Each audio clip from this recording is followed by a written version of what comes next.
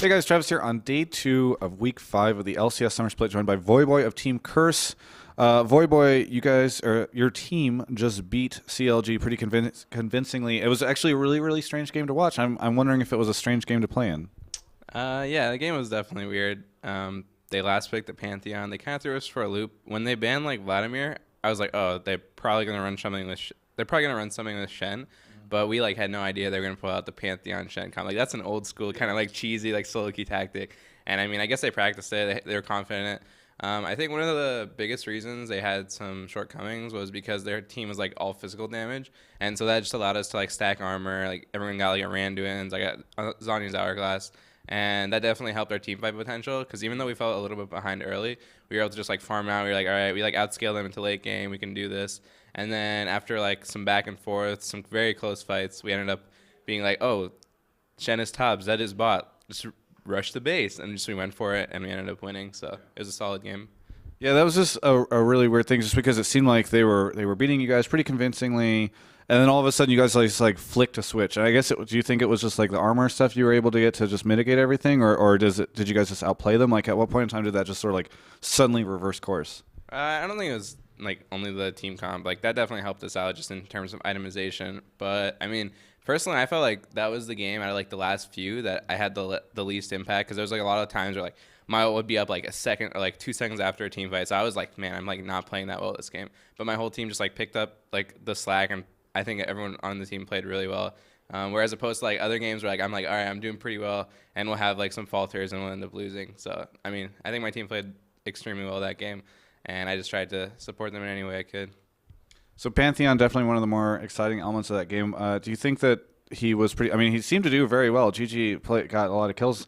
Obviously, though, dropped off late game. Do you think that was like a pretty viable pick, or do you think that was just something kind of cheesy?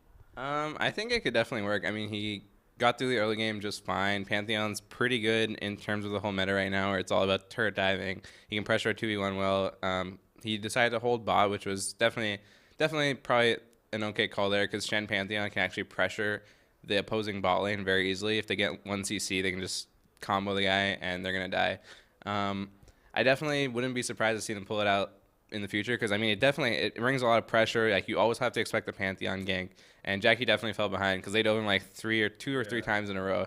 And while he would usually die, we sometimes would clean up 1 or 2. But I think if me and Saint, like we weren't really communicating like, oh, they're diving, like they're really low, because after the first dive they made, if we had rotated faster on them, we probably would have cleaned up and got a double kill. Right. But like Saint missed a Q or something, and they kind of got away. But I mean, I can see Pantheon working in the future for them. It's definitely something I wouldn't be surprised to see. Along those same lines, what did you think of their very innovative Baron strategy, where they start Baron and then like Pantheon ult away from it and back out of it, and then they return once you guys have damaged them down with the lantern? Is that the new way of doing Baron? Is just like popping and starting it, like escaping and going back in? Yeah, I mean we kind of knew like they had pretty good vision control of Baron, and we were like, oh, they're probably going to try something. They had Caitlyn who can do Baron over the wall. Like, they had a very sneaky team comp. But we tried to get ward coverage, and we were, like, constantly expecting, like, all right, are they doing Baron? No, back up. Are they doing Baron? And then the one time where we saw them doing it, we just rushed it. And I think they came out ahead. They got Baron off of it. I think it's like a little smite war or something. But I think we ended up cleaning that team fight up decently, and then the preceding team fights went in our favor. So it worked out well. Yeah, I think they did get the Baron out of it, which is interesting because it was like the GG versus Saint Vicious smiting abilities, and that one, the GG Saint smite came out ahead of the Saint one. Do you think what do you think right now? Like in a 10 smite series, who would take it, Saint or GG?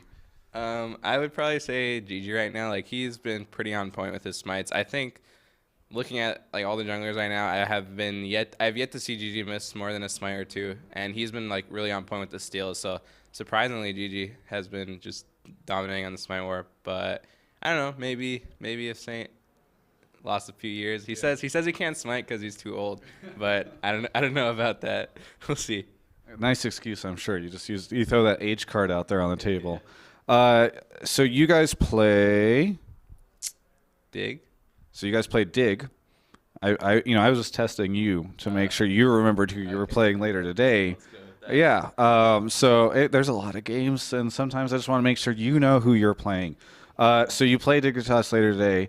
It's kind of funny. You have to play CLG and then now you have to play Dig. Though I know that this, like, I'm sure a lot of that stuff just sort of goes away now that you've been playing in the LCS so much. But how do you expect to do against them? They just won their game, so against Coast. So what do you expect from them today? I think we should do well. We have some stuff prepared. Might be pretty fan pleasing. Maybe we'll see. We'll see. Is that a synonym for cheese? No, not cheese. Just like stuff you probably wouldn't expect, but it should be good. I mean, I hope it'll be good.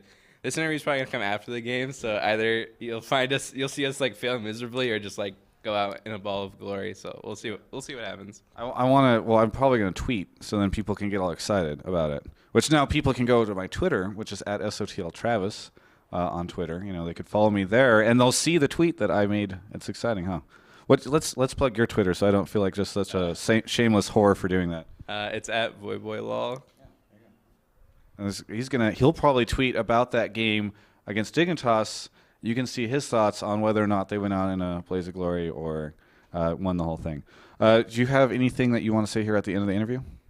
Of course, thank you to all of our fans. I know, like, I can't say this enough. I mean, we've been having a rough season, but we have some good wins. Like our game against CLG, felt pretty good about that, and we're just trying our best to improve as a team, work on some issues that we're going through, and I think we'll be pretty strong going into the next few weeks. So thanks for all the support, of course. Thanks so much to our sponsors, Alienware, Cooler Master, TeamSpeak, and LolPro. Thanks for supporting us, and yeah, thanks guys. Hey, one last question I thought about while you were doing that. There was a Reddit thread last night that's like, Voyboy should go bottom with Elements. Do you have anything you want to say? Or I'm sorry, yeah, Edward. These E supports that were on course. Anyway, with Edward, what do you think of that? I think the strategy they were talking about was like having me play like a bruiser, and Edward plays like an aggressive support, which I can see working in certain scenarios. I'm not sure why they decided like it had to be like me and Edward. Like that's definitely a strategy that like any team can run, any players can do. But I mean, maybe we'll try some different things out. We've already been like sort of thinking about like having maybe like. Actually, I'm not. I can go into detail. Never mind. But wait, what were you saying? It's never mind. It's possible, but not in the way that they detailed. Okay. So we'll see. So in which way? I'm on to you. Okay. Yeah. Exactly. All right. Here. Yeah. I got your idea. Okay. Here you go. Zach, Aatrox spot lane. You dive at level 4, and you just rotate, popping the passives and coming back to life. Yeah. I like that. That's good. So you're going to pull that out against Dig, right? I told you not to tell anyone. Okay. Sorry. My bad. Hopefully this goes out afterwards because that's the plan. But yeah, no, that's if you ever need an analyst or a coach, I know you have one or you have some people that help you.